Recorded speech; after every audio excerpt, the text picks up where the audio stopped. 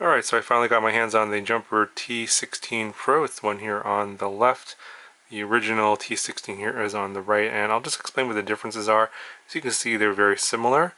I did a video on the original T16 a while back, so that's like a 15-minute video, and so I'm not going to rehash all that because the radios are basically pretty much the same, and I'll just explain what the differences are. But they made a couple of really important changes, but before I get into this video, I just want to explain where you can get this radio, because it's kind of the radio is kind of a unicorn.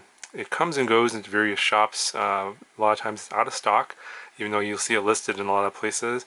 I will update links down in the description as to where you can get this currently, and if you run into this video sometime in the future and the links are out of date, let me know. I will try and periodically update them, but yeah, leave me a comment and let me know if you need a current link, and I'll try and update those down in the description as to where you can get this radio, because it is somewhat difficult to get depending on what store you're in, what country you're in, because FreeSky has been basically scaring all of the stores from carrying any jumper radios. So that's why this is kind of hard to get, and one of the reasons why it took me a while to get this radio. So basically the biggest difference between the original and the Pro is going to be the multi-protocol module. So in the original, it's basically a module that fits in this module bay, and if you wanted to use like FreeSky Spectrum, all those other protocols that are on here, this has to be in here, and obviously the model selected and set up. But if you wanted to use Crossfire or some other module, you would have to remove this and then put in your other module and set up your model that way. So it was a bit of an inconvenience when you had to constantly swap this module out. So what they've done is they now moved it to the inside. I can't show you that. It's actually, if you open up the radio, it's actually behind here. This is actually just a dummy module here. There's nothing actually inside here. It's just a holder, and you can just put your Crossfire in here and keep it in there, because the multi-protocol module is now on the inside of the radio. Fortunately, they didn't give me the module upgrade kit that I could upgrade this radio with. It's not terribly difficult if you're familiar with electronics and opening up stuff. There's only 4 screws here. You take the bot back off. You do have to be kind of careful that you don't damage any of the ribbon cables that are inside. And the installation of the module, I think it's just a couple of plugs, and you stick it in there and some screws, and it'll just sit behind inside the case here, and you can then switch back and forth between the internal module and the external module in that case. But unfortunately, I don't have that to show you. I'm pretty sure there's plenty of other videos out there that show how to do the upgrade. So if you're looking to just upgrade your current radio, you have to acquire the module and then install it. And I'm sure there's other videos out there that can explain how to do that. The other thing that is important to note is that the gimbals have changed. So these are the original gimbals on here, are just potentiometer gimbals. I thought they were totally fine. I didn't have any issues with them. They felt totally fine to me, and they seem to work, no jitter.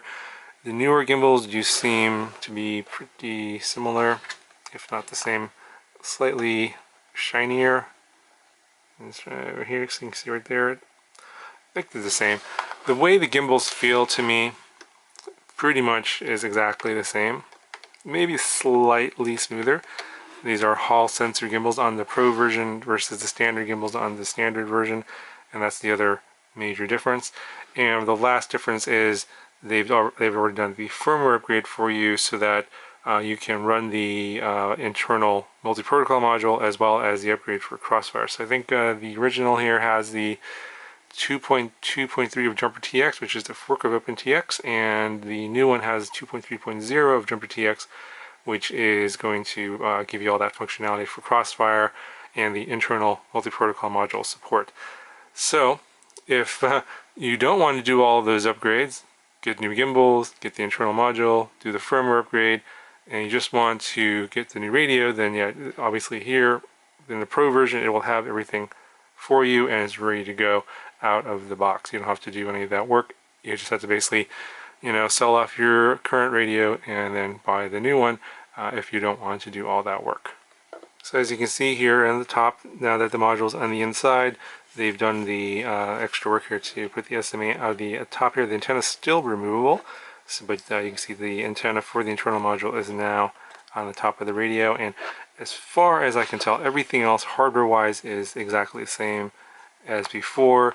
The little sticker here is now silver instead of red. That's the only thing that I noticed is different. Of course, the firmware is obviously updated, so go ahead and let me show you that super quick. As I said, I did a video before on the Jumper TX. The firmware should work pretty similarly, but let me just show you what it looks like now that it has the internal module support. Okay, so we'll bring up your model, and then on the first page here, if we go to the bottom, you can see we have internal RF. That's currently turned off. You go over to the right, scroll over to the right here, and we have our multi-protocol module support, and then you can select your various protocols here. This is the latest firmware on here, so it will have more protocols than previous internal modules. So if you're looking for the latest one without having to update the module itself, this one should also have all of that without having to go through the firmware updates for the internal module.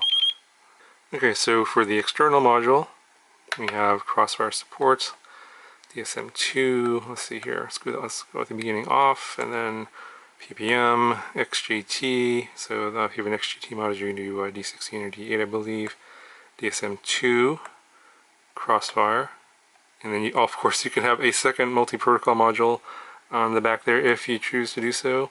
I'm not sure why you would want to do that, but you could if you wanted to. R9M support, S-Bus, and that is everything. So it does support pretty much everything as far as I know on the external module. This is the latest OpenTX or Jumper TX fork of 2.3.0. Alright, so one last thing I do want to mention is that this new Pro version comes with a little 18650 battery case here, and just you can put also another like a 2S battery in it as well if you wanted to, and it also includes the I think a 1 gigabyte micro SD card for putting on your models and other firmware updates on there. That's included.